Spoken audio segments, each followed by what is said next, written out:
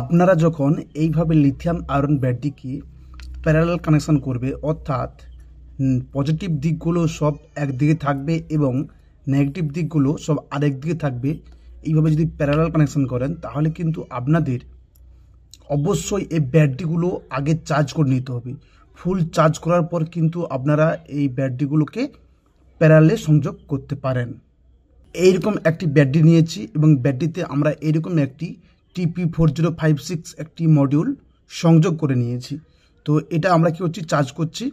তো এটা আমরা ফুল চার্জ হয়ে গেলে এখানে কিন্তু আমাদের ইন্ডিকেটার লাইট দেওয়া আছে, লাইট কিন্তু যখন ব্লু হয়ে জ্বলবে তখনই আমরা এটাকে খুলে আবার এর সাথে সংযোগ করব। তো না হলে কি হবে, কোনো একটি ব্যাটারি হয়তো কম চার্জ আছে, কোনো একটি ব্যাটারি ফুল আছে, তখন কিন্তু আপনাদের সমস্যা হবে। যে ব্যাটারিটি কম চার্জ সে সবসময় কম চার্জে থাকবে এবং যে ব্যাটারিটি ফুল চার্জ সে সবসময় ওভার চার্জ হয়ে থাকবে, কারণ আমরা প্যারালালে কানেকশন করছি।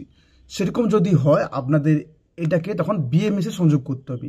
তো BMS সংযোগ করতে হলে আপনাদের সেই BMS সার্কিট প্রয়োজন, তখন কিন্তু আপনাদের 12 ভোল্টের সংযোগ করতে হবে, কারণ মার্কেটে যেসব BMS পাওয়া যায় 12 ভোল্ট 24 ভোল্টের BMS পাওয়া যায়।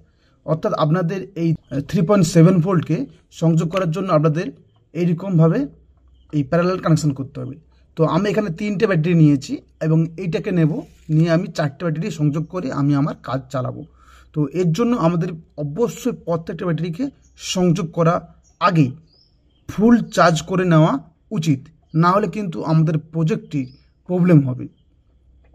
অনেক সময় আমি দেখেছি আমাদের ব্যাটারি ফুল চার্জ না থাকার জন্য ব্যাটারিগুলি ওভারহিটিং হয়ে বাস্ট হয়ে যায়। আপনাদের আমি দেখাচ্ছি।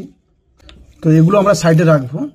দেখুন আমার কাছে 2টো ব্যাটারি আছে, আপনারা খেয়াল করলে দেখতে পারেন এই ব্যাটারি কিন্তু আমাদের এর সাথেই ছিল। দেখুন এই ব্যাটারিগুলোর সাথেই ছিল। এখানে কি হয়েছে, আমরা এটাকে প্যারালালে কানেকশন করেছিলাম।